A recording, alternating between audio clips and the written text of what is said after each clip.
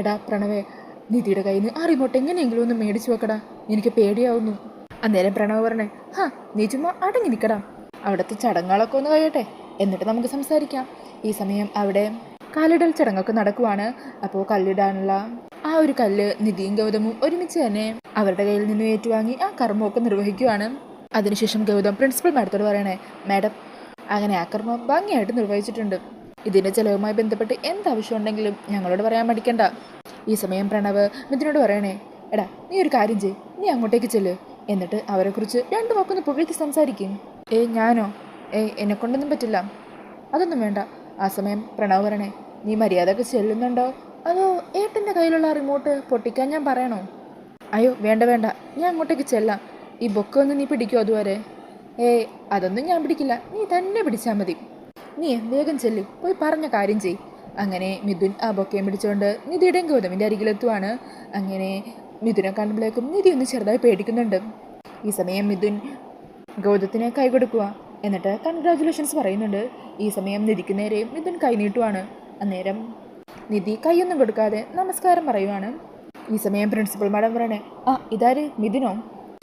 Sir, മിഥുനിവിടെ മുമ്പ് PT സാറായിട്ട് work ചെയ്തിട്ടുണ്ട്. ഇപ്പം എവിടെയാ? അന്നേരം മിഥുൻ പറഞ്ഞേ, ഞാനിപ്പോൾ പുറത്തായിരുന്നു. അന്നേരം നിധി മിഥുനോട്ടൊരു കൊട്ടു കൊടുക്കുക. പുറത്തു പോകാനുള്ള വേലകളാണല്ലോ പണ്ട് കാണിച്ചിരുന്നത്. ഈ സമയം മിഥുൻ വേഗം അവിടെ നിന്നും പോകുവാണ്. അന്നേരം പ്രിൻസിപ്പൽ മാഡം പറയണേ, ഈ മിഥുൻ എന്ന് പറയുന്നവനെ നിധിയെ കുറേ ഉപദ്രവിച്ചിട്ടൊക്കെയുണ്ട്, പിന്നീട് അത് പോലീസ് കേസൊക്കെ ആയിട്ടുണ്ട്. അവൻ്റെ സ്വഭാവം തീരെ ശരിയല്ല. ഈ സമയം മിഥുൻ പ്രണവിൻ്റെ അരികിലേക്ക് തിരിച്ചു ചെല്ലുക. എന്നിട്ട് പറയണേ, നീ പറഞ്ഞതുപോലെയൊക്കെ ഞാൻ ചെയ്തിട്ടുണ്ട്, ഇനിയെങ്കിലും ഈ ബോംബ് കയ്യിൽ നിന്ന് ഉപേക്ഷിക്കാനായിട്ട് എന്നെ സഹായിക്കണം. ഇതിൻ്റെ കയ്യിലിരിക്കുന്നിടത്തോളം എനിക്ക് പേടിയാണ്, ബോംബ് കയ്യിലിരിക്കുന്ന പോലെ തോന്നുന്നത്. അന്നേരം പ്രണവ് പറയണേ, ബോംബ് തന്നെയാണല്ലോ കയ്യിലിരിക്കുന്നത്, നീ എന്താണെങ്കിലും ഒന്ന് ക്ഷമിക്ക്, ഏട്ടനും ഏട്ടത്തി തിരികെ വരട്ടെ. ഈ ബോംബ് നിർവീര്യമാക്കാൻ ഏട്ടനെ അറിയൂ, അതുകൊണ്ട് ഏട്ടൻ വരുന്നത് വരെ നീ കാത്തു നിൽക്കണം. അന്നേരം മിഥുൻ പറയണേ, അങ്ങനെയാണെങ്കിൽ നീ അവരെ ഇങ്ങോട്ടൊന്ന് വിളിച്ചു വരുത്തും. ഞാൻ എങ്ങനെയാണ് വിളിച്ചു വരുത്തുന്നത്? അവിടെ ചടങ്ങ് നടക്കുമല്ലേ, അതൊക്കെ കഴിയുമ്പോൾ ഏട്ടനും ഏട്ടത്തിയും തിരിച്ചു പോകാനായിട്ട് ഈ കാറിൻ്റെ അടുത്തേക്ക് വരും. ആ സമയം ഈ ബോംബ് നിർവീര്യമാക്കിയിട്ട് ഞങ്ങൾ പോകുന്നുള്ളൂ, നീ സമാധാനമായിട്ടിരിക്കടാ. പിന്നീട് അവിടെ പ്രിൻസിപ്പൽ മാഡത്തോടും അവരെല്ലാവരോടും യാത്ര പറയുന്ന ഗൗതമിനെയും നിധിനെയുമാണ് കാണിക്കുന്നത്. ഗൗതം പറയണേ, എന്താവശ്യം ഉണ്ടെങ്കിലും ഞങ്ങളെ രണ്ടാളെയും വിളിക്കാം. പിന്നെ സാറ് പറഞ്ഞ ആ കുട്ടികളുടെ കാര്യം അതൊന്ന് എനിക്ക് മെയിൽ ചെയ്യണം. കാശില്ലാത്തതിൻ്റെ പേരിൽ ഒരു കുട്ടികൾ പോലും പഠിക്കാതിരിക്കരുത്, അവർക്ക് ആവശ്യമുള്ള എല്ലാ സഹായവും ഞാൻ ചെയ്തോളാം. എന്നാൽ ശരി മാഡം, ഞങ്ങൾ ഇറങ്ങട്ടെ എന്ന് നിധി പറയുക. അന്നേരം മാഡം പറയണേ, അയ്യോ നിങ്ങളൊന്നും കഴിച്ചില്ലല്ലോ, ഇവിടെ എല്ലാം റെഡിയാണ്. അപ്പോൾ നിധി പറയണേ, വേണ്ട മാഡം, പോയിട്ട് കുറച്ച് ധൃതിയുണ്ട്, എന്നെ വീട്ടിലാക്കിയിട്ട് വേണം സാറിന് പോകാനായിട്ട്.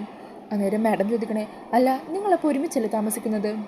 ആ സമയം ഗൗതം പറയണേ, അത് പിന്നെ മാഡം, നിധി നമുക്ക് തീരെ വയ്യ, അപ്പോൾ അമ്മേനെ നോക്കാൻ 2 ദിവസമായിട്ട് നിധി അവിടെയാണ് നിൽക്കുന്നത്. അന്നേരം നിധിയും പറഞ്ഞേ, അതേ മാഡം, 2 ദിവസം, അതേ ഞാൻ തിരികെ വീട്ടിലേക്ക് തന്നെ പോകും. എന്നാൽ ശരി, ഞങ്ങൾ ചെല്ലട്ടെ. അങ്ങനെ പറഞ്ഞ് ഗൗതം നിധിയും അവിടെ നിന്നും നടന്നു വരുവാണ്. ഈ സമയം ഇത് കാണുമ്പോൾ പ്രണവ് പറയണേ, ദാ ഏട്ടനും ഏട്ടത്തിയും വരുന്നുണ്ട്. അങ്ങനെ അവരെ കാണുന്നതും മിഥുൻ പറയണേ, ഗൗതം ഈ ബോംബ് എത്രയും വേഗം ഡിഫ്യൂസ് ചെയ്യണം. ഏട്ടാ അതങ്ങ് ചെയ്തു കൊടുത്തേക്ക് എന്ന് പ്രണവും പറയുക. അന്നേരം ഗൗതം പറയണേ, അതൊക്കെ ചെയ്യാം, അതിനു മുമ്പ് നീ നിധിയോട് ചെയ്ത തെറ്റുകൾക്കെല്ലാം നിധിയുടെ കാല് പിടിച്ച് മാപ്പ് പറയണം. അന്നേരം നിധി പറയണേ, അതൊന്നും വേണ്ട, കാലൊന്നും പിടിക്കണ്ട. ഈ സമയം മിഥുൻ പറയണേ, അതൊന്നും സാരമില്ല നിധി, നിന്റെ കാല് പിടിക്കുന്നത് ഒരു അനുഗ്രഹമായിട്ടാണ് ഞാൻ കാണുന്നത്. അന്നേരം നിധി പറയണേ, കണ്ടില്ലേ അവൻ്റെ മനസ്സിലിരിപ്പ് കണ്ടില്ലേ, ഇവനെപ്പോലുള്ള ഒരുത്തൻ എൻ്റെ കാലിൽ സ്പർശിക്കുന്നത് പോലും എനിക്കിഷ്ടമല്ല. അന്നേരം ഗൗതം പറയണേ, അങ്ങനെയാണല്ലേ, എന്നാൽ നമുക്ക് കാല് പിടുത്താൻ കട്ട് ചെയ്യാം. പകരം വേറൊരു കാര്യം ചെയ്യാം, ഞാൻ നിന്നോട് കുറച്ച് ക്വസ്റ്റ്യൻസ് ചോദിക്കും, അതിന് നീ കൃത്യമായ ഉത്തരം പറഞ്ഞാൽ ഞാൻ ഈ ബോംബ് ഡിസ്കണക്ട് ചെയ്യാം. അത് കേൾക്കുമ്പോൾ പ്രണവ് പറയണേ, അത് കൊള്ളാം, അത് നല്ലൊരു തീരുമാനമാണ്. ആദ്യത്തെ ചോദ്യം, നിന്റെ പിന്നിൽ ആരാ? ഇങ്ങനെയൊക്കെ ചെയ്യാൻ നിന്നെ ഏർപ്പാടാക്കിയത് ആരാണ്? അന്നേരം മിഥുൻ പറയണേ, എൻ്റെ പിന്നിൽ ആരുമില്ല, ഇതൊക്കെ ഞാൻ എൻ്റെ സ്വന്തം ഇഷ്ടത്തിനാണ് ചെയ്യുന്നത്. അന്നേരം പ്രണവ് പറയണേ, നീ വെറുതെ കള്ളമൊന്നും പറയണ്ട, നിൻ്റെ പിന്നിൽ ആളുണ്ടെന്ന് നീ തന്നെ പറയുന്ന വീഡിയോ എൻ്റെ കയ്യിലുണ്ട്. അങ്ങനെ പറഞ്ഞ് പ്രണവ് മിഥുനും കൂട്ടുകാരനും കൂടി സംസാരിക്കുന്ന വീഡിയോ അവരെല്ലാവരെയും കാണിക്കുവാണ്. അത് കാണുമ്പോൾ ഗൗതം പറയണേ, അപ്പോൾ അങ്ങനെയാണല്ലേ കാര്യങ്ങൾ, എൻ്റെ ഊഹം തെറ്റിയില്ല, നിധിയെ ഉന്നം വെച്ചല്ല നീ വന്നത്, ഗൗതം ഗോപിനാഥ് എന്ന എന്നെ വീഴ്ത്താനാണല്ലേ, അതിനുവേണ്ടി ആരാ നിനക്ക് അച്ചാരം നിന്ന് ഇറക്കിയിരിക്കുന്നത്, മര്യാദക്ക് നീ അത് പറയുന്നുണ്ടോ? അന്നേരം മിഥുൻ പറയണേ, എന്നെ കൊന്നാലും ഞാനത് പറയില്ല. അപ്പോൾ ഗൗതം പറയുക, ആണോ, അങ്ങനെയാണോ, അങ്ങനെയാണെങ്കിൽ നിന്നെ അങ്ങ് കൊന്നേക്കാം എന്ന് പറഞ്ഞ് കയ്യിലുള്ള റിമോട്ട് എടുത്ത് കാണിക്കുക. ആ സമയം മിഥുൻ പറയണേ, നീ കൊല്ലണ്ട, ഞാൻ തന്നെ കൊന്നോളാം. നമുക്കെല്ലാവർക്കും ഒരുമിച്ച് അങ്ങ് മരിക്കാം, എന്നിട്ട് നമുക്ക് നരകത്തി വെച്ച് കാണാം. അങ്ങനെ പറഞ്ഞ് കയ്യിലുള്ള ബൊക്കെ താഴത്തേക്ക് വലിച്ചെറിയുവാണ് കേട്ടോ മിഥുൻ. എന്നിട്ട് ഇപ്പം പൊട്ടുവെന്ന് പറഞ്ഞ് എല്ലാവരും ചെവിയിൽ കൈവച്ച് നിൽക്കുവാണ്. ഈ സമയത്തായിരിക്കും ബൊക്കെയെന്ന് ഒരു പാവക്കുട്ടി പുറത്തേക്ക് തെറിച്ച് വീഴുന്നത്. അതിങ്ങനെ പാട്ട് പാടുവാണ് കേട്ടോ. അത് കണ്ടിട്ട് മിഥുൻ ആകെ കിളി പോയ പോലെ നിൽക്കുവാണ്. ഈ സമയം ഈ കാഴ്ച കണ്ട് ഗൗതവും നിധിയും പ്രണവും ഒക്കെ മിഥുനെ ചിരിച്ച് കളിയാക്കുവാണ് കേട്ടോ. ഈ സമയം പ്രണവ് മുമ്പ് നടന്ന കാര്യങ്ങൾ ഇങ്ങനെ ഓർക്കുവാണ്. ഗൗതമും കൂട്ടുകാരനും അവിടെ നിന്ന് പോയതൊക്കത്തിന് മിഥുൻ്റെ വണ്ടിയിൽ വെച്ചിരിക്കുന്ന ആ ഒരു ഫയലും ബൊക്കെയും പ്രണവ് കൈക്കലാക്കുവാണ്. അങ്ങനെ ഫയൽ തുറന്നു നോക്കുമ്പോൾ അതിൽ മിഥുൻ്റെ നിധിയുടെ ഫോട്ടോയുള്ളൊരു വ്യാജ കല്യാണ സർട്ടിഫിക്കറ്റ് പ്രണവ് കാണുവാണ് കേട്ടോ. അന്നേരം പ്രണവ് പറയണേ, ഈശ്വര, ഇത് അവൻ എല്ലാവരുടെയും മുമ്പിൽ വെച്ച് കാണിക്കും. അങ്ങനെ കാണിച്ചാൽ എല്ലാവരും ചേച്ചി തെറ്റിദ്ധരിക്കും. എന്താ ചെയ്യുക? എങ്ങനെയെങ്കിലും ഇവനെ തടയണം. അങ്ങനെ പറഞ്ഞ് അവിടെ ഇരിക്കുന്ന ബൊക്കയും എടുത്ത് പ്രണവ് കാറിലേക്ക് പോകുവാണ്.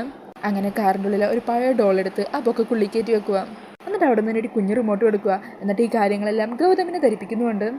ഏട്ടൻ പ്രത്യേകിച്ച് ഒന്നും ചെയ്യേണ്ട, ഈ റിമോട്ട് വെച്ച് ഇടക്കിടക്ക് അവനൊന്ന് കാണിച്ചാൽ മതി, ബാക്കി കാര്യങ്ങളൊക്കെ ഞാൻ ഏറ്റു. അങ്ങനെ ഈ സംഭവങ്ങളെല്ലാം മിഥുനെ അറിയിക്കുവാണ്ടോ പ്രണവ്. അതേക്കുന്നതും മിഥുൻ അങ്ങ് ദേഷ്യം കയറുവാണ്. അത് ശരി, അപ്പോൾ നിങ്ങളെല്ലാവരും കൂടി എന്നെ കോമാളിയാക്കുമായിരുന്നല്ലേ? നിങ്ങൾ ആരെയും ഞാൻ വെറുതെ വിടില്ല. ഇതിന് നിങ്ങൾക്ക് ഞാൻ മറുപടി തന്നിരിക്കും. ഇവിടെയുള്ള അതിഥികളാരും പോയിട്ടില്ല. ഇപ്പം ഞാൻ ചെല്ലും എല്ലാവരുടെ മുമ്പിലോട്ട്. എന്നിട്ട് എൻ്റെ കയ്യിലുള്ള ഈ വിവാഹ സർട്ടിഫിക്കറ്റ് കാണിക്കും. ഇവളെൻ്റെ ആദ്യ ഭാര്യയാണെന്ന് എല്ലാവരോടും ഞാൻ വിളിച്ചു പറയും. അത് കേൾക്കുമ്പോൾ നിധി അങ്ങ് ടെൻഷനാകുവാണ്. ആ സമയം പ്രണവ് ചിരിച്ചുകൊണ്ട് പറയണേ, അല്ല, ഏത് സർട്ടിഫിക്കറ്റാ? ദേ ഇതിലുള്ള സർട്ടിഫിക്കറ്റ്. അതിന് ആ സർട്ടിഫിക്കറ്റൊക്കെ ആ ഫയലിലുണ്ടോ? നീ നോക്കിയായിരുന്നോ? അങ്ങനെ മിഥുൻ ഫയൽ എടുത്ത് നോക്കുമ്പോൾ അതിൽ കുറേ വെള്ള പേപ്പർ മാത്രമേ കേട്ടോ. അന്നേരം പ്രണവ് പറയണേ, എടാ, ആ ബുക്ക് എടുത്ത് മാറ്റിയപ്പോഴേ കൂടെ ഞാൻ ആ സർട്ടിഫിക്കറ്റും കൂടി എടുത്ത് മാറ്റിയത്. ഇനിയിപ്പോൾ നീ എന്ത് ചെയ്യും? അന്നേരം നിധി പറയണേ, എടാ, എന്നെ ഉപയോഗിച്ച് നീ വ്യാജ സർട്ടിഫിക്കറ്റ് ഉണ്ടാക്കിയത്, അതിനെതിരെ ഞാനൊരു പരാതി കൊടുത്താണല്ലോ. നീയും ആ സർട്ടിഫിക്കറ്റ് ഉണ്ടാക്കാൻ കൂട്ടുനിന്ന സബ് രജിസ്ട്രാറും അടക്കം എല്ലാവരും അകത്ത് കിടക്കും. സെക്ഷൻ 463 പ്രകാരം 7 വർഷമായിരിക്കും നീ ജയിലിൽ കിടക്കാൻ പോകുന്നത്. അന്നേരം ഇതിനാണെങ്കിൽ അങ്ങ് ദേഷ്യം കയറുക. ദേ, നിങ്ങളാരും ജയിച്ചു എന്ന് കരുതണ്ട, ഒന്നിനെ ഞാൻ വെറുതെ വിടാൻ പോകുന്നില്ല. അങ്ങനെ പറഞ്ഞ് ആ പേപ്പറെല്ലാം വലിച്ചെറിഞ്ഞിട്ട് മിഥുനോടെ നിന്നും പോകുവാണ്. ഈ സമയം പ്രണവ് പറയണേ, എന്നാലും ഇവൻ്റെ പിന്നിൽ ആരായിരിക്കും? അത് കേൾക്കുമ്പോൾ നിധി പറയണേ, എൻ്റെ സംശയം വസുന്ധരാൻ്റെ തന്നെയാണെന്നാണ്. എന്നെ സാറിൻ്റെ ജീവിതത്തിൽ നിന്നും അകറ്റാൻ വേണ്ടി വസുന്ധരാൻ്റെ തന്നെയായിരിക്കും എന്നെ ഇറക്കിയത്. അന്നേരം ഗൗതം പറയണേ, ഏയ്, അമ്മ ആയിരിക്കില്ല നിധി, ആ വീഡിയോയിൽ കണ്ടതല്ലേ, എന്നെ വീഴ്ത്തുക എന്നുള്ളതാണ് അവൻ്റെ ലക്ഷ്യം. അമ്മ ഒരിക്കലും എൻ്റെ ജീവന് ആപത്തുണ്ടാവുന്ന ഒരു കാര്യത്തിനും കൂട്ടു നിൽക്കില്ല. അന്നേരം പ്രണവ് അങ്ങനെ തന്നെ പറയണേ, അതെ, വസുന്ധരാൻ്റെ ഒരിക്കലും അത്രയും ക്രൂരത ഏട്ടനോട് കാണിക്കില്ല. അതുകൊണ്ട് തന്നെ വസുന്ധരാൻ്റെ സംശയിക്കേണ്ട ആവശ്യമില്ല. ആ സമയം നിധി പറയണേ, അതൊന്നും എനിക്കറിയില്ല, അറിഞ്ഞോ അറിയാതെയോ എന്നെ തകർക്കാൻ വസുന്ധരാൻ്റെ അവന് വേണ്ടി കൂട്ടു നിൽക്കുന്നുണ്ടാവും. പക്ഷേ അവൻ്റെ മനസ്സിലിരിപ്പ് ആൻറ്റിക്കും ചിലപ്പോൾ അറിയില്ലായിരിക്കും. എന്താണെങ്കിലും ഒരു കാര്യം എനിക്ക് ഉറപ്പാ, ഇന്നിവിടെ നടന്ന ഈ കാര്യങ്ങളെല്ലാം അവൻ വസുന്ധരാൻ്റെ അറിയിക്കും. നിങ്ങൾ അവിടെ എത്തുമ്പോൾ തന്നെ ഇതിനെക്കുറിച്ച് വസുന്ധരാൻ്റെ ചോദിക്കുകയും ചെയ്യും. അപ്പം നിങ്ങൾക്ക് മനസ്സിലാകും ഞാൻ പറഞ്ഞത് സത്യമായിരുന്നു എന്ന്. അന്നേരം ഗൗതം പറയണേ, അമ്മ ഒരിക്കലും അങ്ങനെ ചോദിക്കല്ലേ എന്നാ എൻ്റെ പ്രാർത്ഥന. അന്നേരം നിധി പറയണേ, എനിക്ക് സാറിൻ്റെ മനസ്സിലാകും. സാറിൻ്റെ മനസ്സിൽ വസുന്ധരാൻ്റിക്ക് വലിയ സ്ഥാനമുണ്ട്. അതുകൊണ്ട് തന്നെ ആൻറ്റിയെക്കുറിച്ച് എന്തെങ്കിലും മോശമായിട്ട് കേട്ടാൽ സാറിനത് സഹിക്കാൻ പറ്റില്ല. എന്താണെങ്കിലും നമ്മൾ ഈ പ്രശ്നം അതിജീവിക്കും സാർ. എന്നാൽ ശരി, വാ നമുക്ക് പോകാം. എനിക്കെന്താണെന്നറിയില്ല, കൂടുതൽ ടെൻഷൻ വരുമ്പോൾ ചെറുതായിട്ട് മയക്കം വരുന്ന പോലെ തോന്നുന്നു. അങ്ങനെ അവർ വണ്ടി കയറി അവിടെ നിന്നും പോകുവാണ്. ഈ സമയം ഗൗതം കാറിൽ കിടന്ന് മയങ്ങുവാണ് കേട്ടോ. അന്നേരം നിധി പ്രണവിനോട് പറയണേ, സാറിനെ ഒന്ന് ഹോസ്പിറ്റലിൽ കൊണ്ടുപോയി കാണിച്ചാലോ? ഇപ്പോൾ ഇടയ്ക്കിടയ്ക്ക് ഇങ്ങനെ മയക്കം വരുന്നില്ലേ? എന്താണെന്ന് ഡോക്ടറോട് ചോദിക്കാമല്ലോ. അന്നേരം പ്രണവ് പറയണേ, അതിൻ്റെ ഒന്നും ആവശ്യമില്ല ചേച്ചി, ഞങ്ങൾ ഹോസ്പിറ്റലിൽ പോയി ഡോക്ടറിനെ കണ്ടിട്ടായിരുന്നു വന്നത്. ഡോക്ടർ പറഞ്ഞു ഇതിടക്ക് വരുമെന്ന്. കുറച്ച് സമയമെടുക്കും ഇത് പൂർണ്ണമായിട്ട് മാറാൻ. അതുവരെ ഏട്ടൻ്റെ കൂടെ ആരെങ്കിലും ഒപ്പം ഉണ്ടായാൽ മാത്രം മതി. പിന്നെ ചേച്ചിക്ക് എന്തെങ്കിലും സംശയം ഉണ്ടെങ്കിൽ ഡോക്ടറെ വിളിച്ചു ചോദിച്ചാൽ മതി. ഡോക്ടറിൻ്റെ നമ്പറില്ലേ കയ്യിൽ? അതൊക്കെ എൻ്റെ കയ്യിലുണ്ട്. എന്താണെങ്കിലും ഈ സമയത്ത് തന്നെ സാറിൽ നിന്നും അകന്നിരിക്കേണ്ടി വന്നല്ലോ, അതാ എൻ്റെ വിഷമം. അന്നേരം പ്രണവ് പറയണേ, അതിനെന്താ ചേച്ചി, വീട്ടിൽ ഞങ്ങൾ എല്ലാവരും ഇല്ലേ? എന്നാലും അങ്ങനെയല്ല പ്രണവ്, ഇപ്പം തന്നെ സാറ് കോളേജിലെ ഫംഗ്ഷനിൽ എത്ര ആക്റ്റീവായിരുന്നു. ആ സ്ഥിതിക്ക് നാളെ തന്നെ സാറ് ഓഫീസിലേക്ക് പോകണം എന്ന് പറഞ്ഞ് വാശി പിടിക്കാൻ തുടങ്ങും. അപ്പം എന്ത് ചെയ്യും? അന്നേരം പ്രണവ് പറയണേ, അതിന് അച്ഛനും അമ്മയൊക്കെ സമ്മതിച്ചിട്ടുമുണ്ട്. അച്ഛനും അമ്മയും കൂടി ഏട്ടനെ വരച്ച് വരെ നിർത്തും. അന്നേരം ഉറക്കത്തിൽ നിന്ന് എണീറ്റ ഗൗതം പറയണേ, ഇപ്പം തന്നെ നിർത്തും. വര എവിടെ വരക്കണമെന്നേ ഈ ഗൗതം തീരുമാനിക്കും. അത് ശരി, സാർ മയങ്ങിയില്ലായിരുന്നു? അപ്പോൾ ഞാൻ മയങ്ങിയതായിരുന്നു. നിങ്ങളുടെ ഗൂഢാലോചന കേട്ട് എണീറ്റതാ. ഗൂഢാലോചനയോ? ഞങ്ങൾ സാറിൻ്റെ ആരോഗ്യകാര്യത്തെക്കുറിച്ച് തന്നെയാണ് സംസാരിച്ചുകൊണ്ടിരുന്നത്, അല്ലാതെ ഗൂഢാലോചനയൊന്നുമല്ല. പിന്നെ എന്നെ ഓഫീസിൽ വിടണ്ടെന്ന് പറയുന്നത് ഗൂഢാലോചനയല്ലേ? ഞാൻ ഓഫീസിൽ പോകും. അതേക്കുമ്പോൾ നിധി പറയണേ, ദേ മര്യാദക്ക് ഓഫീസിൽ പോകാതെ അടങ്ങി ഒതുങ്ങി വീട്ടിൽ ഇരുന്ന് റെസ്റ്റ് എടുത്തോളണം.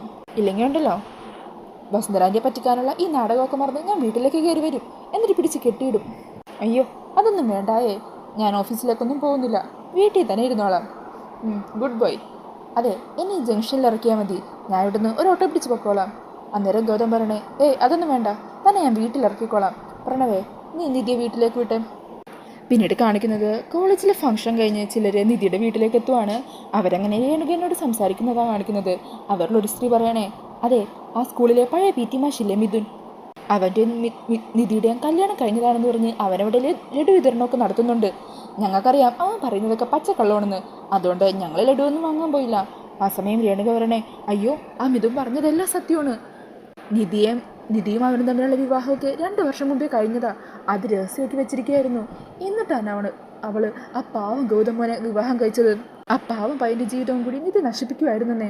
അന്നേരം അവർ പറയണേ, ദേ നിധിയെക്കുറിച്ച് നിങ്ങൾ വെറുതെ ആവശ്യമില്ലാത്ത കാര്യമൊന്നും പറയല്ലേ, നിങ്ങളുടെ മോളല്ലേ ആരുടെ ഒപ്പം ഒഴിച്ചോടി പോയത്. അന്നേരം രേണുക പറയണേ, അതെ എൻ്റെ മോള് ശിവാനി കന്യകയാണെന്നുള്ള സർട്ടിഫിക്കറ്റൊക്കെ ഡോക്ടറുടെ കയ്യിൽ നിന്ന് മേടിച്ചത് ഞങ്ങളുടെ കയ്യിലിരിപ്പുണ്ട്, നിധിയുടെ കയ്യിൽ അത് വല്ലതും ഉണ്ടോ. അന്നേരം അവർ ചോദിക്കണേ, അതിന് നിധി കല്യാണം കഴിഞ്ഞതല്ലേ, അവൾ ഭർത്താവിൻ്റെ ഒപ്പം ജീവിക്കുന്ന അവളുടെ കയ്യിൽ എങ്ങനെയാ കന്യക എന്നുള്ള സർട്ടിഫിക്കറ്റ് ഉണ്ടാവുന്നത്. അന്നേരം രേണുക പറയണേ, അതിനിപ്പോൾ അവൾ ഭർത്താവിൻ്റെ കൂടെ ഒന്നുമല്ല ജീവിക്കുന്നത്, അവളെ ഗൗതമൻ ഇവിടെ കൊണ്ടുവന്നാക്കിയിട്ട് പോയി. അല്ലെങ്കിൽ തന്നെ ആദ്യ ഭർത്താവിനെ രാത്രി റൂമിൽ വിളിച്ച് കയറ്റി അവളെ എന്തെന്നും പറഞ്ഞാൽ വീണ്ടും ഗൗതമൻ ഭാര്യയായിട്ട് കാണുന്നത്. ഉടനെ തന്നെ ഗൗതമൻ ഡിവോഴ്സ് പേപ്പർ അവൾക്ക് വേണ്ടി അയക്കുമെന്നാണ് ഞങ്ങൾ പറഞ്ഞു കേട്ടത്. അങ്ങനെയൊക്കെ പറഞ്ഞു നിൽക്കുന്ന ഈ സമയത്തായിരിക്കും ഗൗതത്തിൻ്റെ വണ്ടി അവിടെ എത്തുന്നത്. അങ്ങനെ കാറിൽ നിന്നും നിധി ഇറങ്ങുവാണ്, പിന്നാലെ ഗൗതം ഇറങ്ങി വരുവാണ്. അങ്ങനെ ഗൗതം നിധിയുടെ തോളത്ത് കൈയിട്ട് അങ്ങോട്ടേക്ക് നടന്നു വരുവാണ് കേട്ടോ. ഈ കാഴ്ച കണ്ട് വാ വിളിച്ച് നിൽക്കുവാണ് രേണുക. അങ്ങനെ നിൽക്കുന്ന ആ ഒരു സീൻ കാണിച്ചുകൊണ്ട് എപ്പിസോഡ് തീരുവാണ്. അപ്പോൾ ഈ ഒരു റിവ്യൂ ഇഷ്ടമായാൽ മറക്കാതെ വീഡിയോ ഒന്ന് ലൈക്ക് ചെയ്യണേ. കൂടുതൽ റിവ്യൂസിനായിട്ട് ഈ ചാനൽ ഒന്ന് സബ്സ്ക്രൈബ് ചെയ്ത് സപ്പോർട്ട് ചെയ്യണേ. താങ്ക്